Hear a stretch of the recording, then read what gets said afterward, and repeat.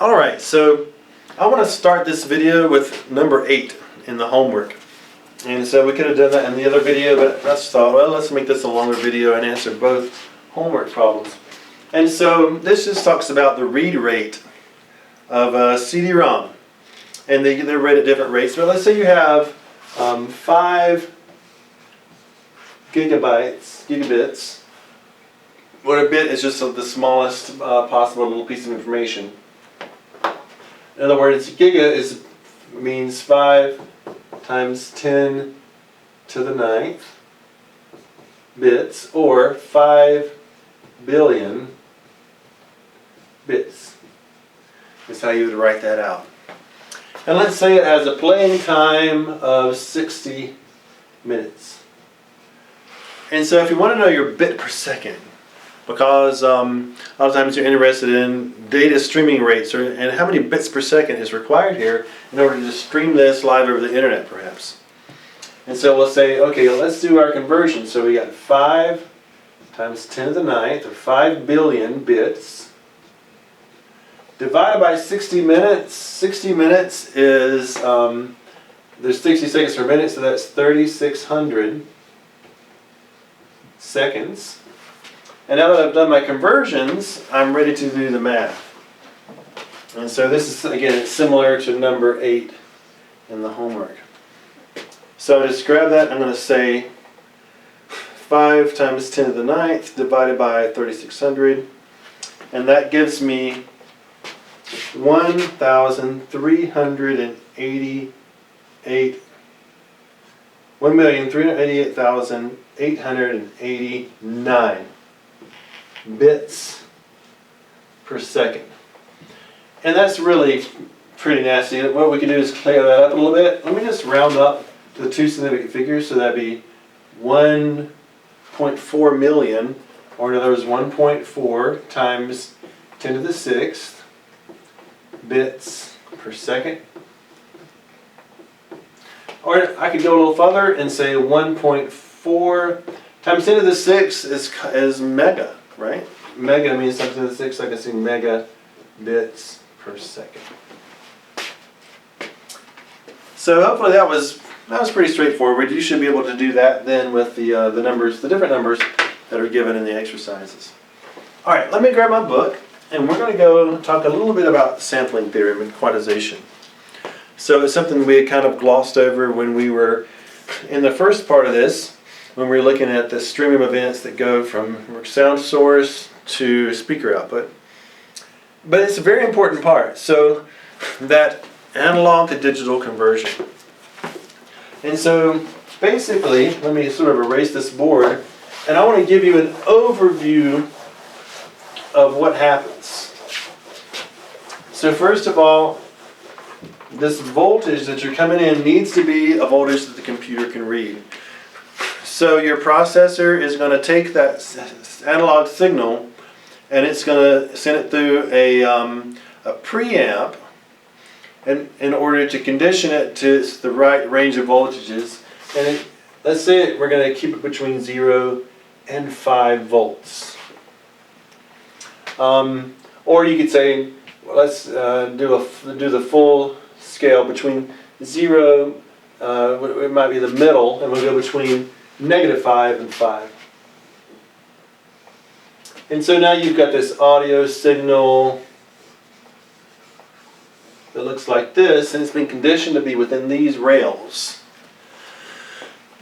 And so the next part is to say, okay, let's have so many bits, and we need as many as we can, and to make the step size small, and let's say the number 0 might be -5, and the number 1 might be maybe a millivolt above that, and then all these numbers all the way up maybe to let's say maybe a million even. We sort of a million tiny steps all the way up. And so as I'm reading this voltage, maybe I read the voltage right here, and that looks like maybe -1 volt, but it's going to be assigned a number. And it might be something like 0, 1, 0, 0, 1, 1, 1, 0, 0, 1, 1, 0. And maybe that's the number represented there. And let's sample the next one. Up a little higher, maybe change that 0 for a 1, and now it's a little bit greater number. And so you're assigning these voltage levels. You're reading the voltage with a voltmeter, and you're saying, okay, it's this voltage, so we're going to attach a number to it, and restoring these numbers in real time, and those numbers now represent different voltages, and we can do the whole spectrum of voltages from -5 to 5 and represent them as numbers. And that's called quantization, where we take analog voltages and record them as numerical values, 1s and 0s. Alright, so now the next thing we'll get into is how there is error associated with that, and then we can do number 6 in the exercises. So there's this famous theorem called the Nyquist theorem that says whatever your sampling rate is, however fast you're able to sample this, the frequency of the waveform that you're sampling can only be half of the sampling rate. So let's say we were sampling it like every 2 seconds. We get a point here and a point here and a point there. And that's not going to represent our waveform very well, is it?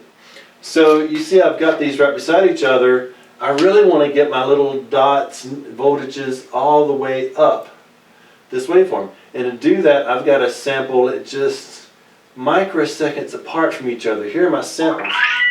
I'm sampling here, here, here, here, here. And as this waveform rises, I get rising numbers. And then as it falls, you get falling numbers. But let's say that I only sampled, let's say here, and then here, and then again here. That's not going to be very representative of the actual waveform. I want to get real in there very tightly. So what I find is that if I have a high frequency waveform that's changing very quickly, that's going to challenge my sampling rate. If I have a low frequency or a low note that changes very slowly, maybe something like this, then it's okay if the sample rate is here, there, there. If I'm only getting this much of the wave, it's accurately represented. But what if I'm still sampling at those same rates, at that same rate, once every maybe thousandth of a second, and now my frequency goes up and it's like this. And now I'm getting a point here, a point there, a point there, a point there. And this begins to look like a low frequency waveform. And this is called an alias. Because you have a high frequency, alias it looks like a low frequency because of the poor sampling rate. So what do you do about that? Well, the only way to fix it is increase the sampling rate so you can get more data as these numbers track back and forth. You have to increase the sampling rate until the sampling rate is at least twice the rate of the highest frequency. So if this frequency of this waveform frequency is 10 kilohertz, my sampling rate needs to be at least 20 kilohertz, so I get at least 1-2 samples per each wave, or else I'm going to get aliasing. So what happens with the aliasing? With aliasing, I'm going to get quantization error, and it's kind of a cool thing. There's this equation 21.1 in your book, but I'm just going to show you how it works, what quantization error is. Let's say you've got a max frequency of, let's just say 35 kilohertz. Or I'll use the example that's in the book.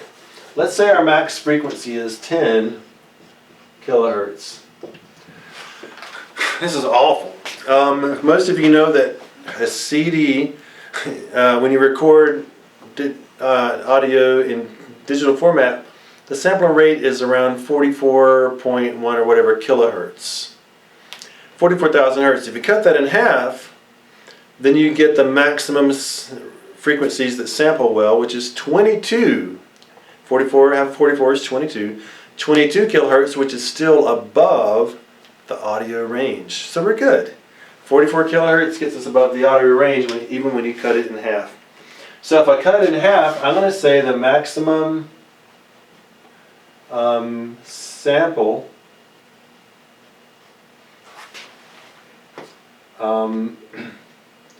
the maximum good sample is going to be 5 kilohertz. This means any note that's higher than 5 kilohertz or overtone is not going to get sampled correctly. So what happens? Well, from 0 to 5, everything's good. But over 5 kilohertz, you get a reflection back into the lower range. And so it says, what if we try to sample 6 kilohertz? Well, if I draw a little map here and say that 5 kilohertz is going to be my maximum good sample because my frequency, my sample rate, okay, and this is sample rate, is 10 kilohertz, then my maximum good sample is 5 kilohertz. What if I get a 6 kilohertz sample? There's going to be a reflection. So the 6 kilohertz is 1,000 above 5 kilohertz. Remember, kilo means 1,000, so 5,000, 6,000. So we're going to get a reflection back 1,000 below at 4 kilohertz. And so there's going to be an alias that's at a lower frequency, and it's a perfect reflection. It's reflected back this side, and now this begins to mess it up. Let me give you something that's more of an example along the lines of an audio